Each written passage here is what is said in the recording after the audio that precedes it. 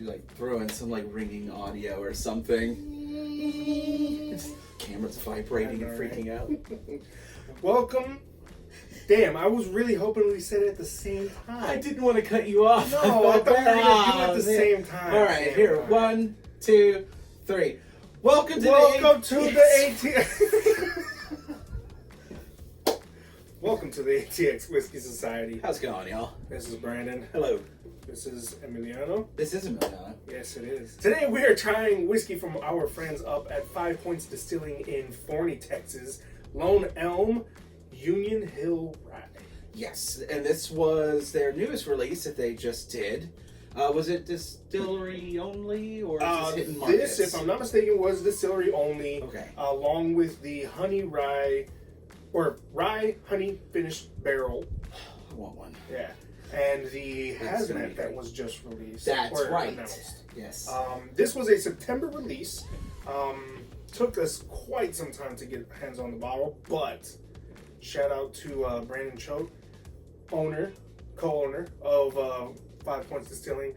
What a sweet gentleman. Helped us get our hands on. We swear that won't let that skew our Believe us. view on this. It's not as if we've worked through the bottle already. That's you. That's not me. This is my first time ever touching this. I don't know. It is Brandon's first time trying this whiskey. What is the proof point of this? 100 proof. 100 proof? All right, Yeah, cool. 100 proof. Oh my. So it's in.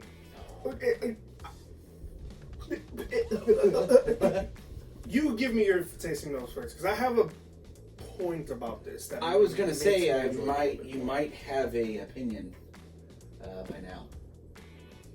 just a little bit. Okay, so this hits like that nice rounded German chocolate cake for me. I'll tell you what. But then it also hits kind of like, it's like a really nice marble rye bread as well. So it's got that dark. I was gonna say marbled bread. Yeah. With like rye notes to it. So like it was definitely, I guess, yeah, a marbled rye bread.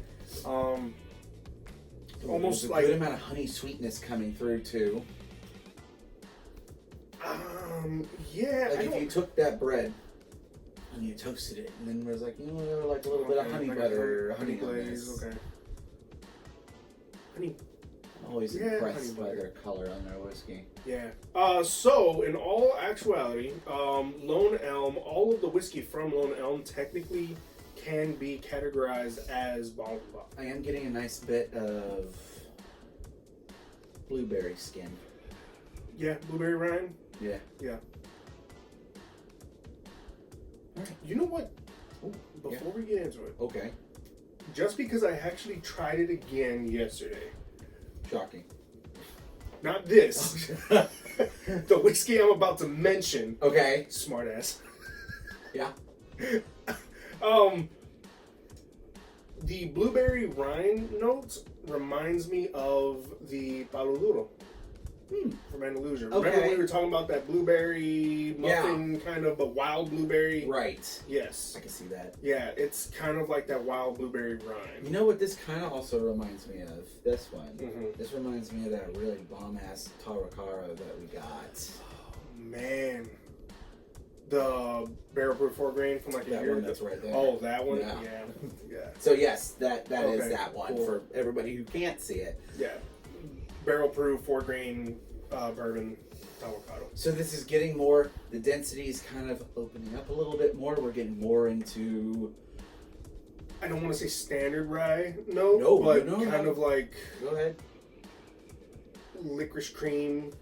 It's with like there, chocolate but notes, it's not cacao there notes. in like the same way that like you get with like a Willet rye or it's not standard rye. no, but It's if there's rye. anything standard to be taken away that you could apply to this, it would be that. It would Yeah. be.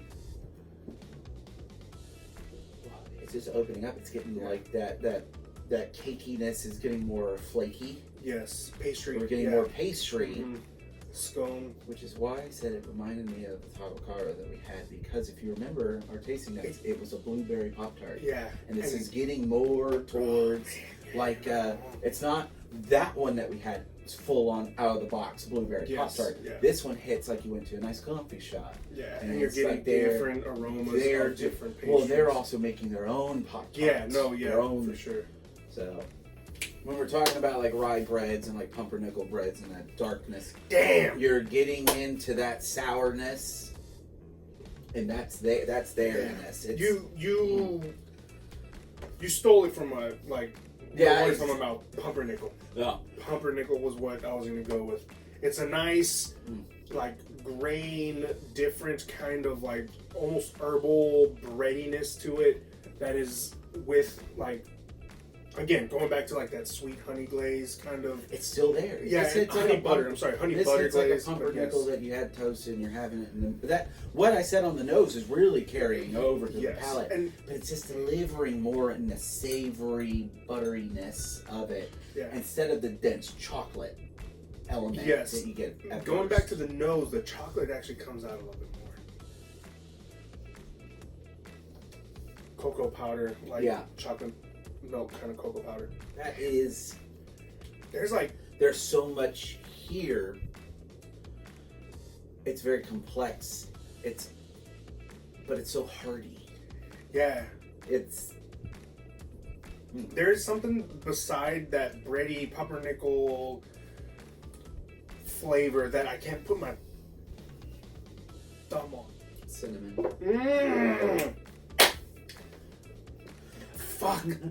Fuck. You said cinnamon. You're gonna have to bleep that.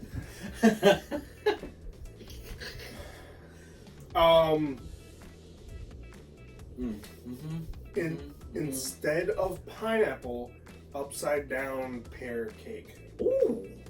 Okay. Like this. I was going in the direction seared into the cast iron. I was going in the direction of a stone fruit because this was kind of hitting a little bit like a raisin. Where you're getting that. I can see what you mean. I wouldn't necessarily go raisin though. I don't know. I kind of would. This is hitting because it's playing into that cinnamon. It's like a really nice cinnamon raisin swirl bread. Huh. That's interesting. We don't necessarily we're on the same path. It's just we're picking up different details. Yeah, interesting. Okay. Huh. Well, Lone Elm, good job. Holy cow. Lone Elm, yeah, as always, fucking very well done. Big fans, huge fans. Really love it and are excited to see what else comes out of it. Yeah, because y'all haven't really let us down in any way so far, so that's worth it. That's worth it in my book. Yeah. So yeah, if you can get out there and you can find it, or you got friends, family in Texas, make sure they send you a bottle of this. Maybe ask for it for Christmas. But yeah, right on. Thank y'all so much for tuning into this episode. Really appreciate it. Be sure to follow the links to our Instagram. We are also on Facebook. All the cool stuff happens over on Instagram, though. We do our live streams, our community live streams, where we answer your questions. We'll do special tastings that maybe we don't get to do on here. Follow the Patreon. Follow the Patreon. Patreon's cool, too. Yeah. You get to help support this and support us. And then you also get some cool stuff on the back end as well, with being exclusive merch and exclusive content that you will get first dibs to before we release it to the public. If we release it to the public, there will be some things that are just for you guys. You'll be able to vote on things. There's a community thread that you get to interact with. But yeah. Appreciate y'all. Cheers, y'all. Cheers. What's happening, y'all? Y'all are getting a very unique side of me. This is me at 3 a.m. after I took my midnight nap and a little bit of whiskey, a little bit of video editing. Nonetheless, shout out to our patrons, Angel de Leon, David Ruelas, Rick Ramirez, and Joseph Big Baby Joe Gonzalez. We are also, as of today, on TikTok now. So I should be in the Linktree. If it's not, same tag, ATX Whiskey Society. Appreciate you. Have a good one. Cheers. And happy Repeal Day.